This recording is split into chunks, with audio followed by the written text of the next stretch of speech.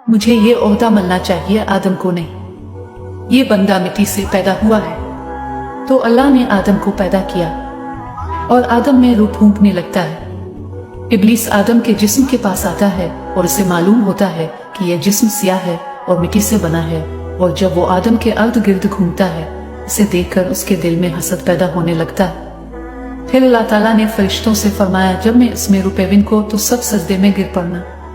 और जैसे ही आदम में रूह फूंक की जाती है, तमाम फरिश्ते फौरन आदम को सजदा करते हैं सिवाय इब्लीस के। अल्लाह ताला ने इससे फरमाया कि जब मैंने तुम्हें सजदा करने का हुक्म दिया तो तुम सजदा क्यों नहीं किया? इसने जवाब दिया, मैं इससे बेहतर हूँ। तूने मुझे आग से पैदा किया और तूने इसे मिट्टी से पैदा किया। मैं इससे बेहतर हूँ। अल्लाह ताला ने फरमाया, इब्लीस, किया तुम्हें इस बात का यकीन? इसने कहा, हाँ।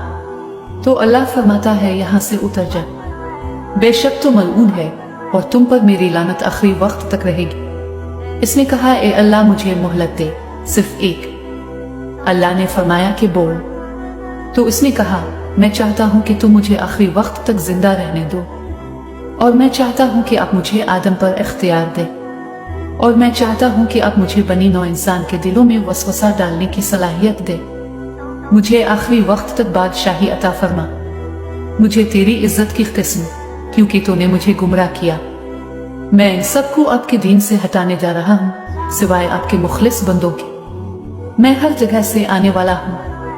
मैं उन्हें धोखा देने जा रहा हूँ। मैं उन पर काम करने जा रहा हूँ। मैं वो सब कुछ करने जा रहा हूँ जो मैं कर सकता हूँ कि इनको रास्तबाजों से दूर करके आपको साबित कर सकूं कि वो मुझसे बेहतर नहीं। अल्लाह ताला ने फरमाया, जो भी तेरी पैरवी करेगा मैं तेरी और तेरे पैरोकारों से सारी दोज़ख की आग से भर दूंगा।